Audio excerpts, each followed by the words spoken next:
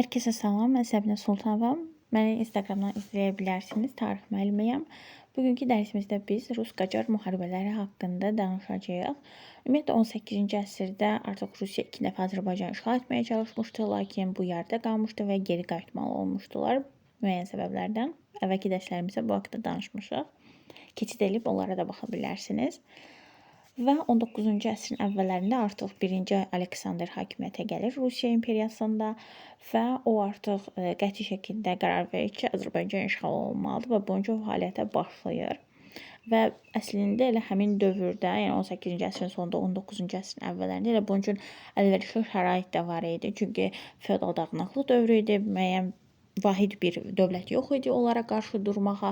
Qacarlar dövləti zəifləmişdi, Azərbaycanda xanlıqlara, sultanlıqlara parçalanmışdı, Osmanlı zəif idi və Aleksandrın Azərbaycan torpaqlarını işğal etməsi üçün əlverişli şərait var idi. Digər tərəfdən İngiltərə Qacarlarla birlikdə bir ticarət müqaviləsi bağlamışdılar. Siyasi ticarət müqaviləsi 1801-ci ilin əvvəllərində. Bu müqaviləyə görə İngiltərə Qacarların daxili işlərinə qarışa bilərdi və buna görə Rusiyada hərəkətə keçir, elə belə qalmır. Və 1-ci Aleksandr 1801-ci ildə sentyabrda manifest verir. Bu manifestin nəticəsində Şərqi Gürcüstan daxili müstəqilliyi ləğv edilir.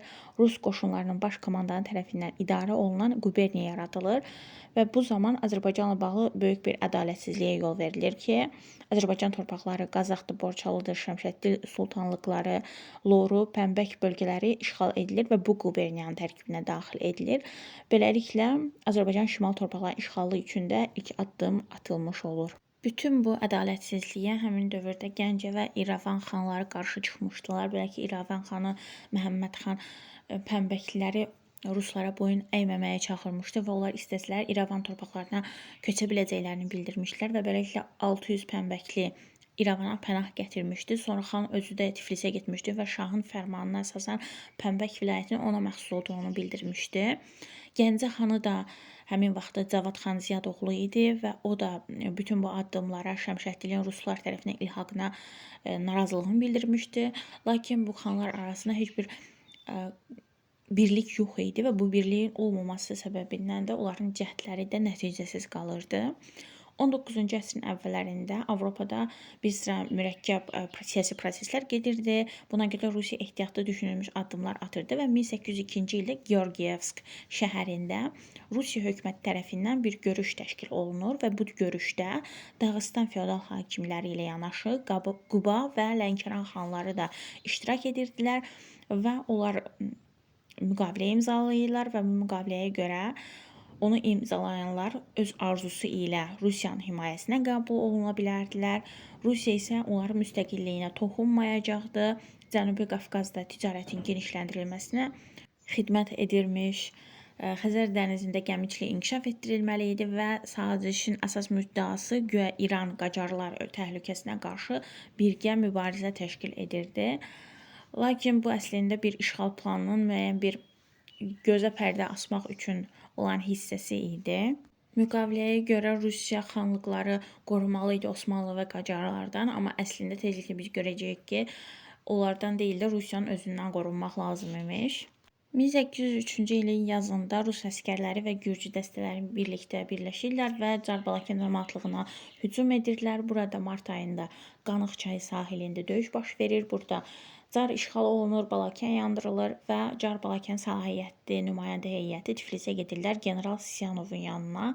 Orada anlı öhdəlik imzalanır. Anlı öhdəliyə görə bu cəmaətlığın əhalisi Rus qoşunlarını öz ərazisində yerləşdirməli idi. Çar xəzinəsinə ipəklə xərac ödəməli idi. Sədaqət əlaməti olaraq girov əmanət verməli idi və Carbalakan daxili müstəqilliyini saxlayacaqdı. Bu öhdəlik imzalansa da Carlılar itaət yerinə yetirmirlər. 1804-cü ilin yanvarında Zaqatala döyüşü baş verir. Bu döyüşdə Ruslar yenidən hücum edirlər, Carı tutub yandırırlar və qanlı bir döyüş baş verir. Carlılar burada qələbə qazanırlar və Rus qoşununa başçılıq edən General Qulyakov öldürülür. Salamat qalmış Rus əskərləri də Muxax kəndinə geri çəkilirlər. Tezliklə Sisyanovun başçılığı ilə Rus ordusu Cara yeridilir, Carbalakan yenidən işğal olunur və İlisu sultanlığı da tabe edilir. Daha sonra Sisyanov digər hədəfi olan Gəncə xanlığı üzərinə gedir və burada Gəncə xanlığının ələ keçirilməsi onun üçün önəmli idi. Burada Cavad xan xanlıqlara müraciət edir ki, birləşək ruslara qarşı və 1-ci Aleksandrın 1801-ci il manifestindən sonra Şəmşəddili bir müddət öz himayəsində saxlamışdı Gəncə xanı Cavad xan və Azərbaycan torpaqlarının işğalının qarşısına qoyan ruslar da Gəncə onlar üçün önəmli idilər, strateji əhəmiyyət daşıyırdılar. Buna görə də buranı işğal etmək onlar üçün önəmli idi. Çünki Azərbaycanın içərilərinə doğru irəliləmək üçün Gəncə açar rolunu oynayırdı. 1803-cü ildə Gəncə ruslar tərəfindən mühasirəyə alınır. Bir aydan çox bu mühasirəyə hücumlara tab gətirir. Lakin heç bir kömək gəlmədi. Nə Fətəli Şah Qacardan, nə digər Azərbaycan xanları yardım etmədilər Cavad xana. Buna görə də qalanın müdafiəçilər inadla müqavimət göstərsələr belə məğlub olurlar. Cavad xan və onun oğlu Hüseynqulu xan döyüşlərdə həlak olurlar. Və 1804-cü ilin yanvarında Gəncə qalası Rus hərbi dəstələri tərəfindən işğal edilir. Və işğal olunan kimi Gəncə xanlığı ləğv olunur və adı dəyişdirilir. Artıq Gəncə adını çəkməyə qadağan edilmişdi. Cərimə ödənilirdi qaydanı pozanlara. Gəncə adlandırılır Yelizavetpol. Və Gəncəni tutmaqla Rusiya Azərbaycanın digər ərazilərini tutmaq, işğal etmək üçün ona böyük bir imkan yaranır. İndi isə biz keçək 1-ci Rus-Qacar müharibəsi 1804-1813-cü illərdə baş vermişdi. Rus qoşunlarının sonraki hədəfi İrəvan xanlığı olmuşdu. Buraya doğru gedərkən 1804-cü ildə Üç kilsə adlı yerdə döyüş baş verir. Burada Qacarlarla Rus ordusu arasında baş verən döyüş 5 gün davam etmişdi və ilk vaxtlar üstünlük Ruslarda olsa da tezliklə onlar çoxlu itki verdilər və Üç kilsəni tərk etməyə məcburiyyətində qaldılar. Sonra istəyirlər Qəmərli kəndini tutsunlar, lakin burada da Abbas Mirzə tərəfindən məğlub edilirlər və geri çəkilməli olurlar. Gedirlər İrəvan qalasını mühasirəyə alırlar və burada da İrəvan xanı Məhəmməd xan onlara tabe olmur, qalanı möhkəmləndirir, əhali taxılı küplərə doldurub yerdə gizlədir. Hətta Sisyanov taxılı tapana pul vəd etmişdi, lakin heç kim onlara kömək etmirdi. Həmin vaxt Məhəmməd xana dəfələrlə Sisyanov tabe olması üçün müraciət etmişdi, lakin Məhəmməd xan ona tabe olmamışdı. O ümid eləyirdi ki, çünki qalanın müdafiəsindən əmin idi. Eyni zamanda havalar soyumaqda idi və Rus qoşunlarının ərzaq sursatları tükənəcəkdi. Buna əmin olduğu üçün Sisyanova qəti şəkildə tabe olmamışdı burada. Daha sonra Sisyanov İrəvanın uğursuz mühasirəsindən sonra geri qayıdır və Gürcüstanda Azərbaycanın şimal-qərbində baş verən üsyanlar var idi. Həmin üsyanları yatırır və bundan sonra Qarabağa yönəlir. Həmin vaxtda Qarabağ xanı İbrahim Xəlil xan idi və Qacarların Gəncə istiqamətini göndərdiyi qoşunu məğlub edir və Sisyanovun rəğbətini qazanmış olur. Beləliklə Qarabağlı İbrahim Xəlil xana Sisyanov məktub göndərir və xanlığın Rusiya tabeliyinə keçməsini tələb edir. Bunun üçün də İbrahim Xəlil xan bəylərdən ibarət bir şura çağırır xanlıqda və şurada bəylər bu tələbi rədd edirlər və buna baxmayaraq İbrahim Xəlil xan Sisyanovla görüşməyə razılıq verir və onlar arasında Sisyanovla İbrahim Xəlil xan arasında Gəncə yaxınlığında Kürəkçay sahilində görüş baş verir. Bu görüşdə İbrahim Xəlil xan Sisyanovun təklifini qəbul edir. Belə ki, bunun səbəbləri nələr idi? O düşünürdü ki, öz daxili müstəqilliyini saxlaya biləcək, Rusiyanın vədini aldanırdı. Eyni zamanda Cənubi Qafqazda Rus komandanlığı ilə sıx əlaqələr qurmuş Qarabağın separatçı xristian məlikləri var idi ki, onları da siyasi baxımdan neytrallaşdırmağa çalışırdı. Beləliklə onlar arasında 1805-ci ilin mayın 14-də Kürəkçay müqaviləsi imzalanır. Bu müqaviləyə görə onlar Qarabağ xanlığı əbədi olaraq Rusiyanın himayəsindən keçirdi. Xan və onun varisləri və xanlığın bütün əhalisi Rusiyanın təbəliyinə qəbul olunurdu və onlar Rus çarına sadiq olacaqdılar. Bu tələb onların üzərinə qoyulmuşdu. Lakin hər dəfə hakimiyyətə gələn xan Çar tərəfindən təsdiq olunmalı idi və Rus qoşunları da xanlığın ərazisində yerləşdiriləcəkdi. Qarabağ xanı da Rusiyaya hər il 8000 çervon xərac ödəməli idi. Çervon Rusiyada həmin dövrdə pul vahidi idi və xanlığın daxili müstəqilliyinə təminat verilirdi, lakin xarici siyasətdə Rusiyanın nümayəndələri ilə razılaşdırılmalı idi onun xarici siyasəti və beləliklə Qarabağ xanlığı müstəqil xarici siyasət hüququnu rəsmən itirirdi. Daha sonra İbrahim Xəlil xanın məsləhəti ilə Şəki xanı Səlim xan da bir həftə sonra Kürəkçay müqaviləsini imzalayır. 1805-ci ildə Şahzadə Abbas Mirzə başlığı ilə Qacar qoşunu Qarabağa daxil olur və burada Rus qarnizonunun yerləşdiyi Şahbulaq qalasını mühasirəyə alır və qalanın təslim olmasını tələb edir. Daha sonra Rus o qarnizonun rəhbəri özü gecə ikən gizlicə qaçır gedir və Abbas Mirzə qalanı hücum edib alır. Daha sonra Qazaxa yönəlir. Burada əhalinin üsyan qaldırmasını istəyir. Əhali də ona kömək edəcəyini bildirir. Burada Zəyəm yaxınlığında Ruslar Qacarlara hücum edirlər və Abbas Mirzə yaralanır və geri çəkilməli olur. 1805-ci ilin yayında hərbi əməliyyatlar Qacar qoşunları üçün uğursuz olurdu. Çünki Rusiya ordusu artıq Azərbaycanda öz mövqelərini möhkəmləndirirdilər. Qarabağ və Şəki xanları ilə müqavilə bağlanmışdı. Daha sonra Şamaxı xanı Mustafa xan da Rusiya imperiyası himayəsinə keçməyi təklif edilir. Lakin Mustafa xan inanırdı ki, Qacarlar burada üstünlük qazanacaqlar. Biraz vaxtı uzatmağa çalışırdı. Müəyyən şərtlər irəli sürürdü müqaviləni bağlamaq üçün. Sisyanov anlayır ki, alınmayacaq, Mustafa xan söhbəti uzadır. Və Qarabağ xanlığı, Şəki xanı, Ruslar birləşirlər, Şamaxı xanlığının üstünə gedirlər. Mustafa xan çəkilir Fit dağına və orada mövqelərini möhkəmləndirir. Lakin gələn qoşunu görəndə başa düşür ki, artıq qarşı dura bilməyəcək, onlarla rəqabət apara bilməyəcək. Məcbur olur ki, 1805-ci ilin dekabrında müqaviləni imzalasın və Kürəkçay müqaviləsinə oxşar bir müqavilə imzalanır. Şamaxı xanlığı da Rusiyanın himayəsinə keçir. Bundan sonra da Sisyanov gözünü dikir Bakı xanlığına və Sisyanov bura doğru hərəkət edərkən hələ tam çatmamışdı bura. Bu zaman Rus desantlar qüvvəsi dənizdən Bakı desant çıxarılır və burada qalan təslim edilməsini istəyirlər Bakı xanından. Həmin vaxtı Bakı hakimi Hüseyn Qulu xan idi. Qacarlar sarayından kömək istəyir.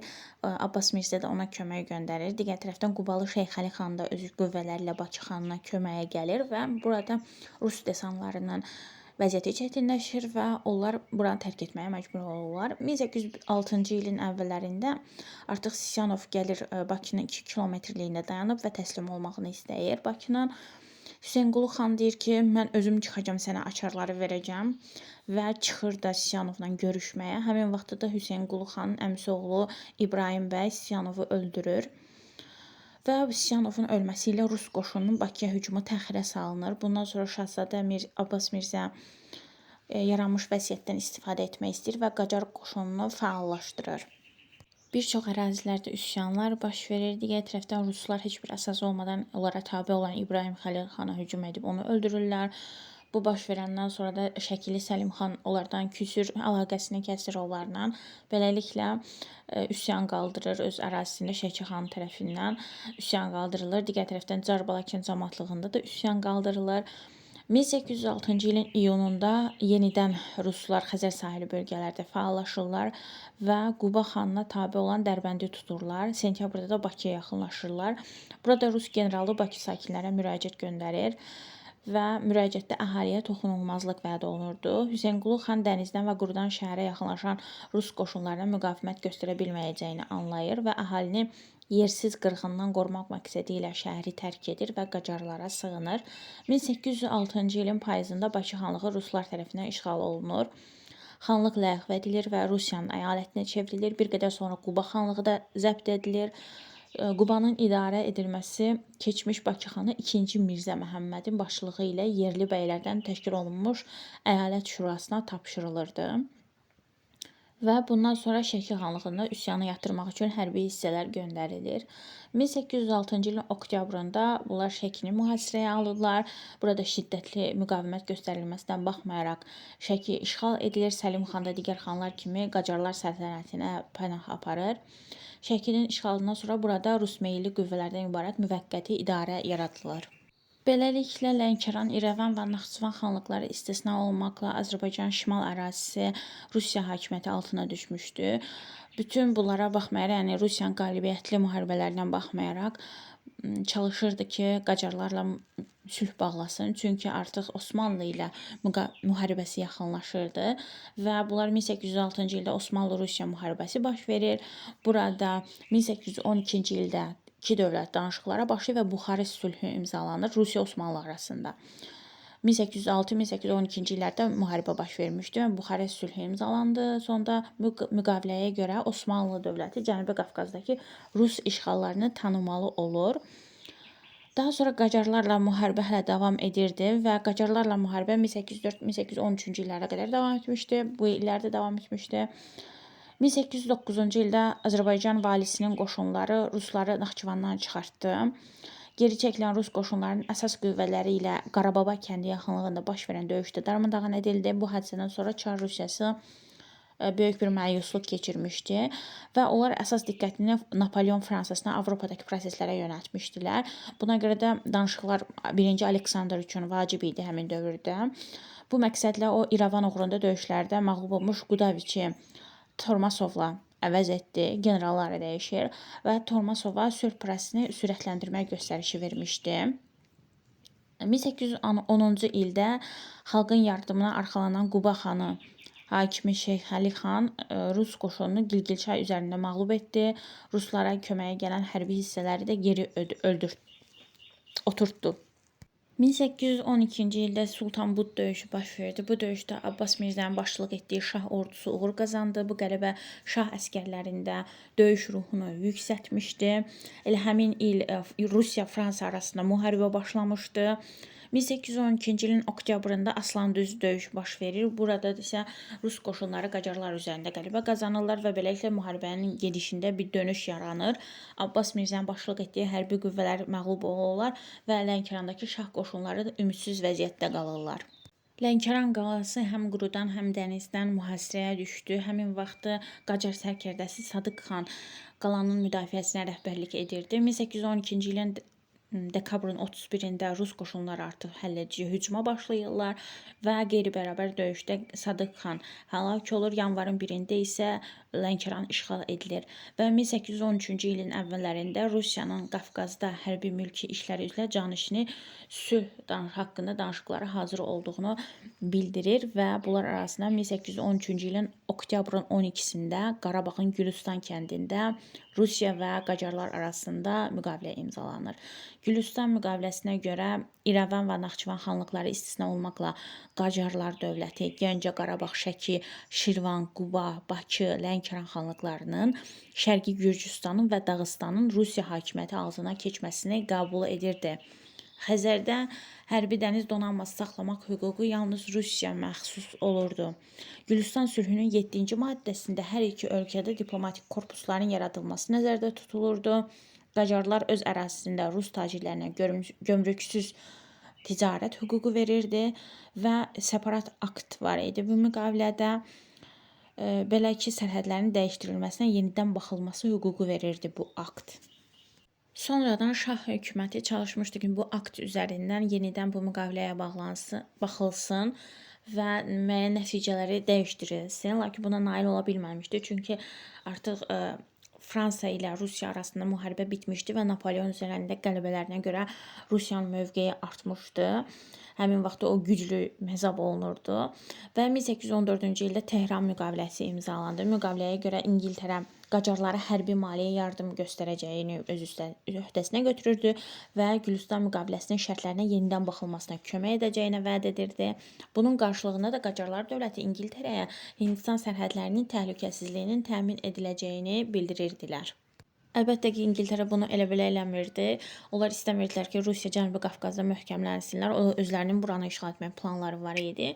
19-cu əsrin 20-ci illərində ingilislər şaha pulla, silahla, sursatla göstərdikləri yardımı daha da gücləndirirlər. İngilis zabitləri sərhəd qalalarını möhkəmləndirirlər. Tehranda, Təbrizdə metal tökmə müəssisələri yaradılır. Təbrizdə barıt istehsalı nizama salınır və Şahzadə Abbas Mirzə ingilislərin köməyi ilə öz ordusunu yenidən qurur. 1826-28-ci illərdə 2-ci Rus-Qacar müharibəsi baş vermişdi. Burada əvvəl Ruslar müharibə etmək istəmirdilər, çünki öz daxilində müəyyən problemləri var idi. Dekabristlər üsyanı baş vermişdi Rusiyanın içərilərində və bir şərətdə müharibə etmək istəmirdi və Qacarlarla danışıq aparmaq istəyirdi. Deyirdi ki, sənə Lənkəranın yarısını verərəm, Qarabağın yarısını verərəm, gəl sülhlə bağlayaq bu məsələni. Lakin Abbas Mirzə müharibəyə hazırlaşırdı ciddi cəhdlə və 1826-cı ilin iyulunda ilk hərbi əməliyyatlar olur. Abbas Mirzənin əsas məqsədi qəflətən Qarabağa daxil olacaqdı, Şuşanı tutacaqdı, Gəncəni, Tiflizi tutacaqdı və rusları Cənubi Qafqazdan qovacaqdı Terek çayının şimalına.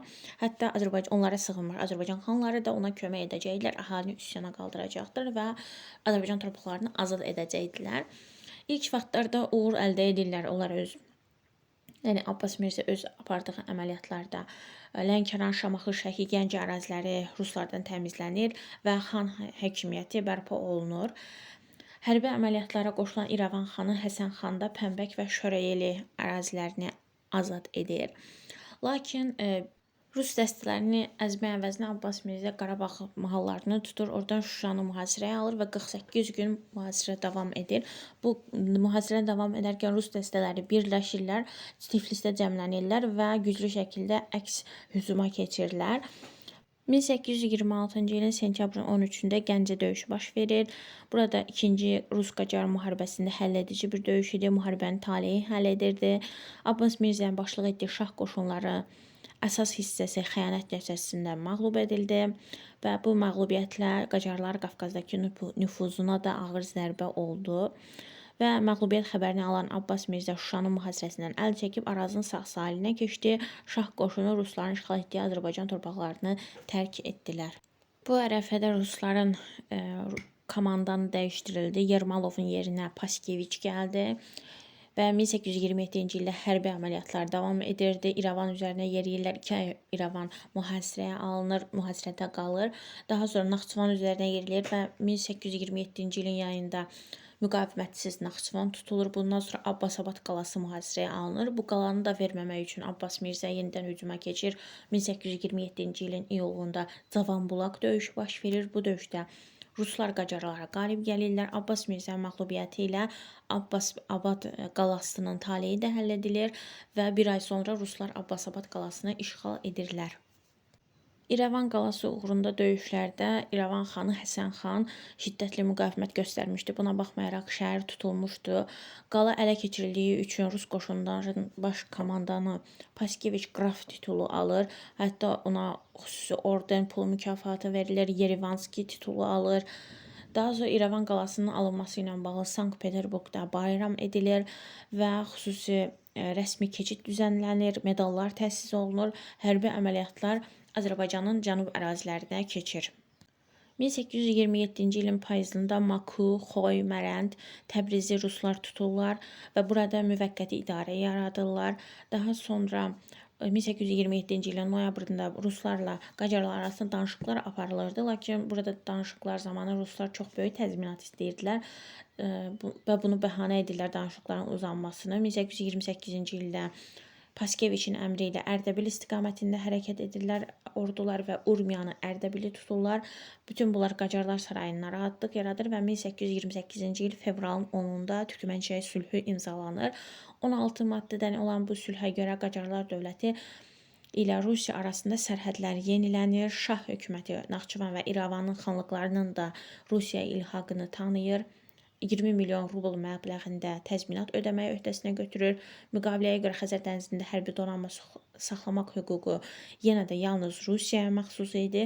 Bundan başqa Türkmənçay sülhündə qarşılıqlı ticarət əlaqələrinin genişləndirilməsi, ticarət konsulluqlarının açılması məsələləri, gömrük məsələləri öz əksini tapmışdı.